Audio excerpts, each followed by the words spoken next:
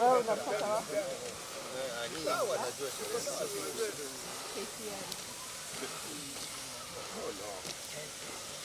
Kwani gari inapakiwa wapi? Maji zinakuwa. Thank you, sir. It's enough, huh?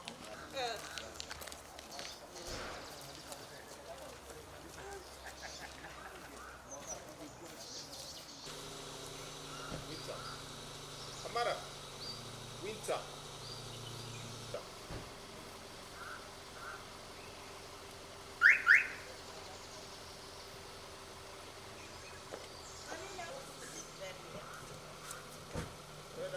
I know you're just yes, sir.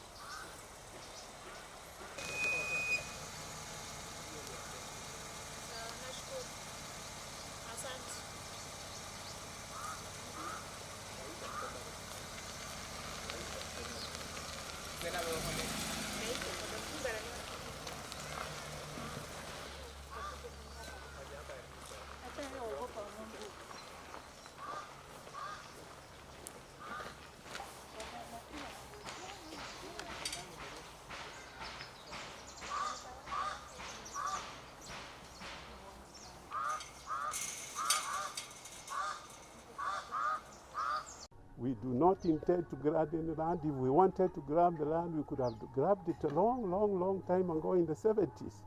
Nobody touched it.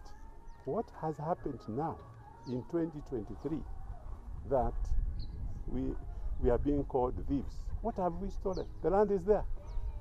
What have we practicing our fraud on? We have not defrauded anyone. It was very unfair for this committee to throw us out and refuse to hear us. All we are crying for is for our side of the story, which is 52 years old, to be heard from the beginning up to now, and let the public, the court and parliament decide on us after they have heard the whole story, not when they have picked one issue and then another one and then throw us out with the force of their offices.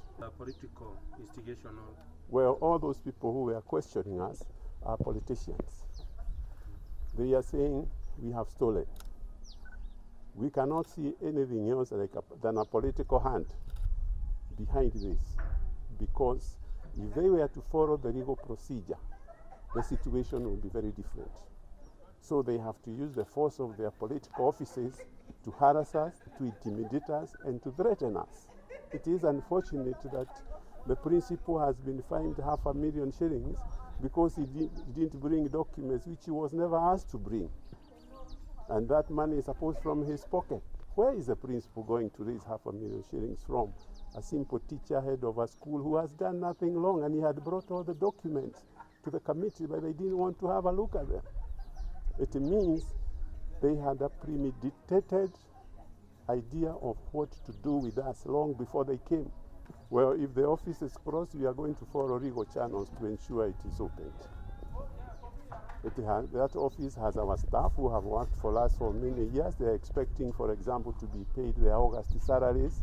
We are supposed to, there are precious documents in that place, and they are our offices anyway. We need to go back there. So we will use legal channels. We shall not behave like them. We shall use legal channels to get our rights vindicated. If they are patient enough, we could have told them the story about the 158 million. At the time that money was borrowed from Cooperative Bank, both the Board of Trustees and the Board of Governors sat and decided there was need for us to approach a bank to borrow that kind of money. There was a problem at the institute which required money. So we as trustees guaranteed that loan from Cooperative Bank. And that is why the money was advanced. We have continued to pay that loan at an amount of 350,000 shillings a month, and we have not defaulted. The principal of Kist can tell you that we have been faithful to our arrangement. At the time we borrowed the money, the government did not own the institute.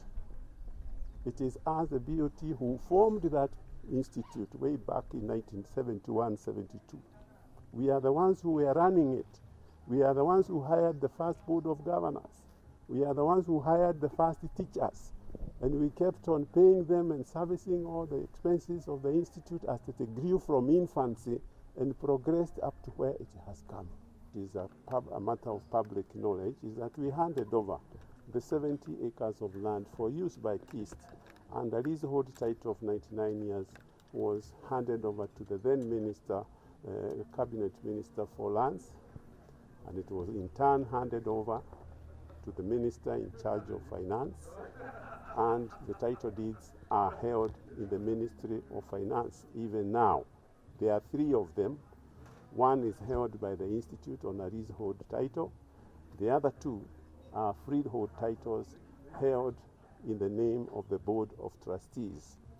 What I would like everybody to understand is the entire land, 200 acres, are held by the trustees. Now we are being told that the TVET Act, which came into force in 2013 or 2014, requires us to hand over the land to the institute and to remove Board of Trustees as a structure in the governance of the TVET. Maybe that's what it means, but if you look at the Act, there is nowhere it says that we should hand over the land. Look at what the MPs are saying against our responsibilities as trustees who have a fiduciary duty to look after what has been entrusted to us. We feel that our hands are being twisted to release this land to some unknown people for another use, not even for the use of the institute. That is why we are being handled like criminals when we have stolen our land, when we have done nothing wrong over the last 52 years, and that is why you see us being, harassed through the police, through the sergeant at arms, that we should be thrown out of the meeting without being heard. Our vice chair trying to plead with the chair to hear our story, and he completely refused to hear us. It is a very sad day that a committee of Parliament, which is in the same status as the High Court, would refuse to hear a senior citizen who keeps on raising their hands and insisting to be heard. Why are we not being heard? That's the question we have been asked.